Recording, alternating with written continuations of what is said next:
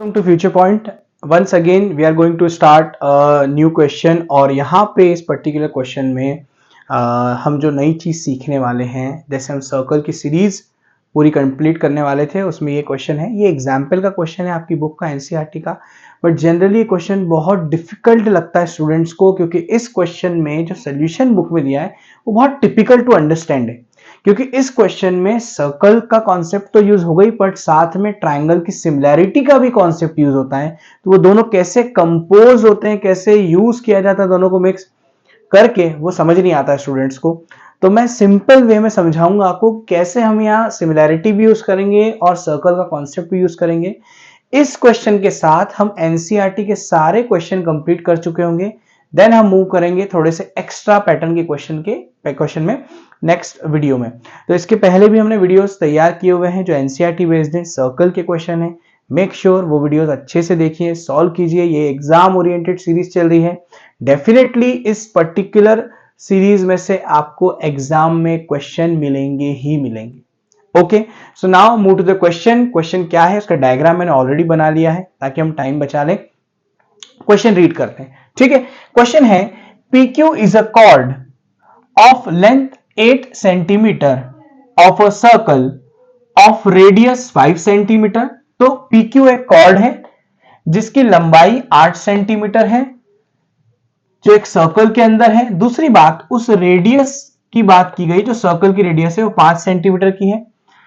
The tangents at point P and Q, तो P और Q point पे दो टेंजेंट्स बनाए गए हैं। Intersect at a point T, ये जो टेंजेंट है जो P और Q से बने हैं ये T पॉइंट पे इंटरसेक्ट कर रहे हैं। तो TP टेंजेंट की लेंथ बताइए कितनी होगी।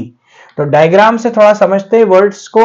PQ एक कॉर्ड है, क्वेश्चन में लिखा है PQ कॉर्ड है, कितने सेंटीमीटर की, 8 सेंटीमीटर की। तो देखिए एरो से मैंने 8 सेंटीमीटर बताया हुआ है।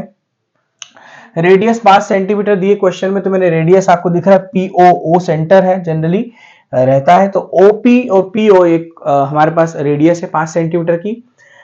यहां पर P और Q टेंजेंट के पॉइंट्स हैं, तो P and Q point of contact जिस पर टेंजेंट आ रहा है, देखिए T से टेंजेंट आ रहा है P, T से टेंजेंट आ रहा है Q, तो TP और TQ दो टेंजेंट्स आपस में हैं। और अब इन सब इंफॉर्मेशन के बाद वो कह रहे हैं TP की लेंथ बताइए कितनी होगी। TP की मेजरमेंट यहाँ पे क्या है ये बताइए, ठीक है। तो फाइंड TP करना है। सोल्यूशन कैसे करेंगे थोड़ा ध्यान से देखते हैं सोल्यूशन को, ठीक है। अब आप मुझे बताइए छोटी सी बात, यहाँ पे ये आपको यहाँ पर दिया है 5 सेंटीमीटर, ये पूरी कॉर्ड दी है 8 सेंटीमीटर की आपको दिख रही है, ठीक है। तो मुझे बताइए सेंटर से, ये सेंटर है आपका यहाँ पर, और सेंटर से सीधी लाइन आपको दिख रही होगी। सीधी लाइन कहां पे जा रही है, ये सीधी कॉर्ड पे पड़ रही है, ठीक है। सीधी कॉर्ड पे पड़ रही है, ये सीधी स्ट्रेट लाइन जो है बिल्कुल जो कॉर्ड पे पड़ रही है। तो ये कॉर्ड को बाइसेक्ट करेगी परपेंडिकुलर लाइन, जो परपेंडिकुलर लाइन यहां से जा रही, बिल्कुल सीधी ये लाइन है। परपेंडिकुलर लाइन जो है ये कॉर्ड पे जाएगी तो कॉर्ड को बाइसेक्ट करेगी। 9th क्लास की एक थ्योरम है कि सेंटर से अगर हम एक कॉर्ड पे परपेंडिकुलर डालें तो वो कॉर्ड को बाइसेक्ट कर देगी।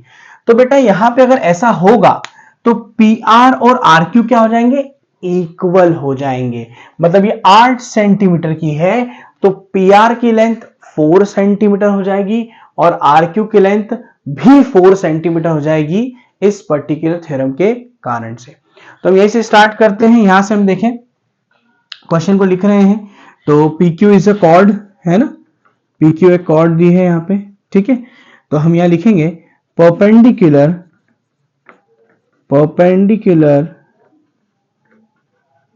drawn from center to chord bisect the chord, ठीक है।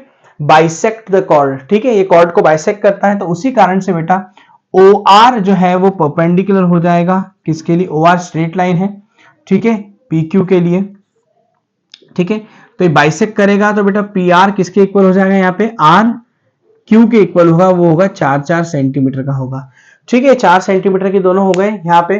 तो फिर आप बोलेंगे सर फिर यहाँ ट्राइंगल आपको दिख रहा होगा PRO, क्या POR एक ट्राइंगल दिख रहा है।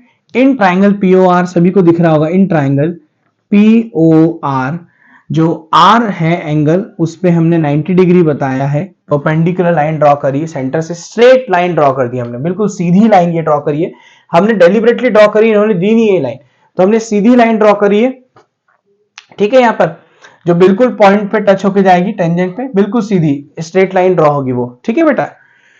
तो बेटा आर 90 डिग्री का, तो पाइथागोरस थ्योरम लग जाएगी यहाँ पे। पाइथागोरस थ्योरम बेटा क्या होती है, पाइथागोरस थ्योरम होती है H square equals to P square plus B square. तो बेटा एच क्या है यहाँ पे, तो बोले सर नहीं पता, मैं ध्यान से देखिए बेटा, ये 90 डिग्री का एंगल है, तो 90 डिग्री के सामने कौन सी साइड है बेटा, ये सामने देखो, इसके कौन सी साइड है, 5 सेंटीमीटर, तो यही आपका हाइपोटेनियस है।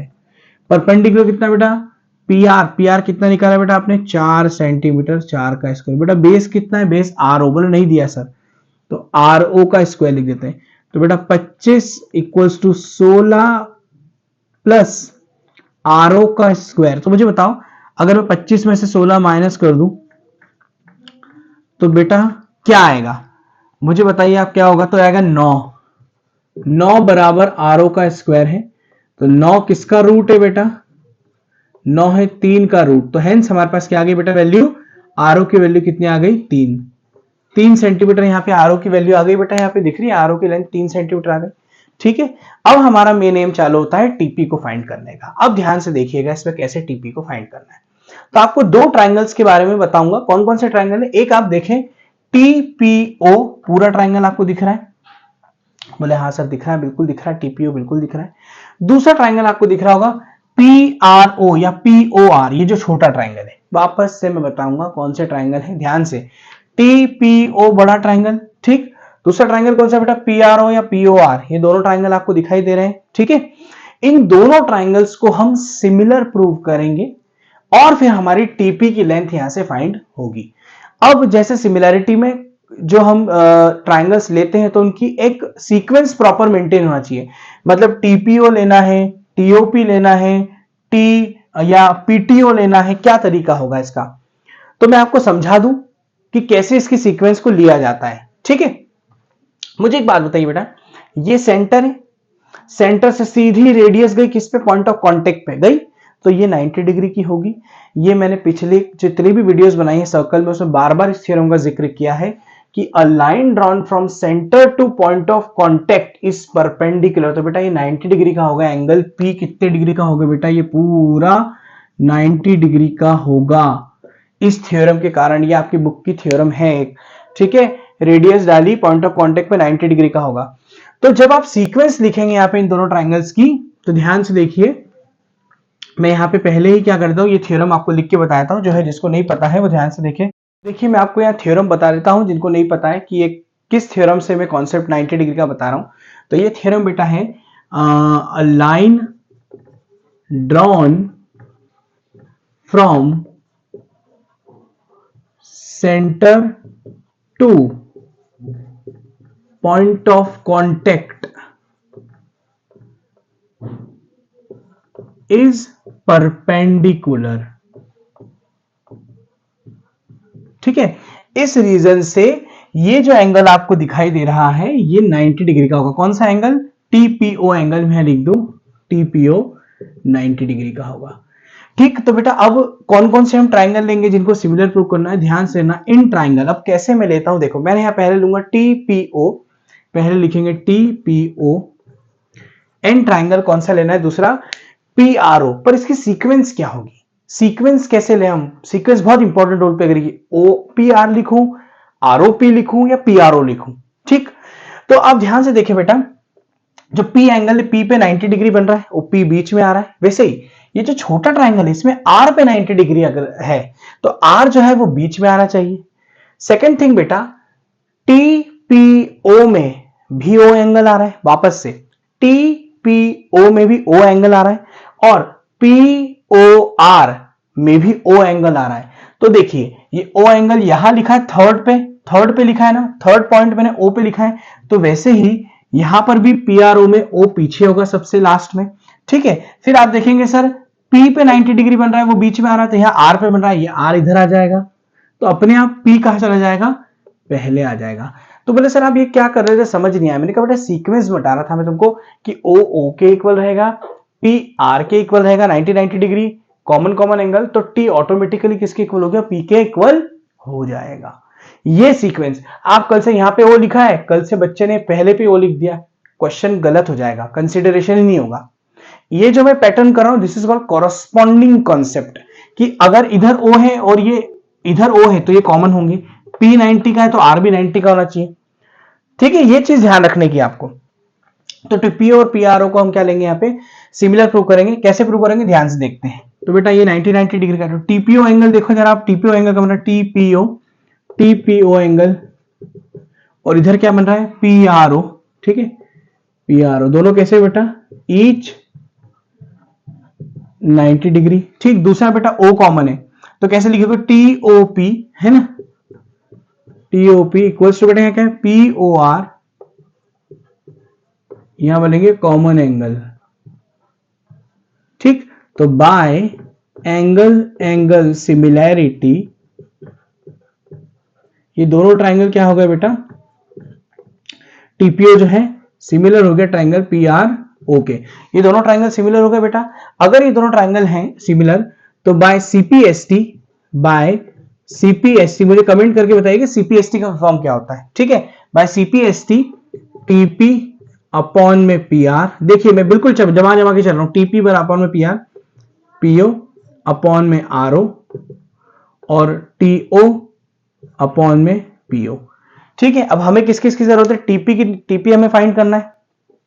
तो ठीक है, ये तीनों चीजें इक्वल है आपस में, तो मुझे बताइए टीपी की लेंथ क्या है, बोले सर दी नहीं क्वेश्चन में, तो मैंने कहा टीपी कुछ नहीं दिया है। ठीक है, अब मुझे पीआर बताइए क्या है, पीआर की लेंथ क्या है, 4 सेंटीमीटर। देखिए 4 सेंटीमीटर पीआर की लेंथ है, यहां लिख दी 4 सेंटीमीटर, बराबर पीओ की लेंथ क्या दी है, पीओ की, बोले पीओ सर 5 सेंटीमीटर दिया, तो यहां लिख दिया बेटा 5 सेंटीमीटर। ठीक है, और फिर बेटा बोले नीचे क्या आरओ, बोले आरओ कितना दिया है सर, आरओ, बोले सर आरओ तो हमें पता ही नहीं है। मैंने कहा आरओ हमने पाइथागोरस से निकाला था बेटा, देखो निकाला था 3 सेंटीमीटर दिया है, छोटा सा लिखा है, तो बेटा ये 3 सेंटीमीटर हो गया। बस इनको क्रॉस मल्टीप्लाई कर लो, तो 4 डिवाइड में इधर आके मल्टीप्लाई में होगा, तो टीपी की लेंथ क्या हो गई, 20 अपॉन में 3 सेंटीमीटर, 5 4 जा 20, जिसको नहीं आ रहा मैं देख के बताया था, 5 4 जा 20 अपॉन में 3। दिस इज द क्वेश्चन जो बुक में दिया है, थोड़ा लंबा सॉल्यूशन है उसका, डिफिकल्ट सा है, लेकिन यहां आपको एक बार पाइथागोरस से आरओ निकालना है और सेकंड टर्म में आपको केवल दोनों को सिमिलर करके निकालना है और आप टीपी की लेंथ निकाल लेंगे। आई होप आपको समझ आया होगा ये क्वेश्चन कि हमने कैसे किया। थोड़ा डिफिकल्ट लग रहा था पर नए पैटर्न का था, आप इसको जरूर करके जाना क्योंकि ये एनसीईआरटी का क्वेश्चन है, मोस्ट प्रोबेबली एग्जाम में आ सकता है। ठीक है, so thanks for watching and keep watching the series. Next video में हम कुछ बेहतरीन क्वेश्चन और लेके आएंगे। ठीक है, थैंक्स फॉर वॉचिंग।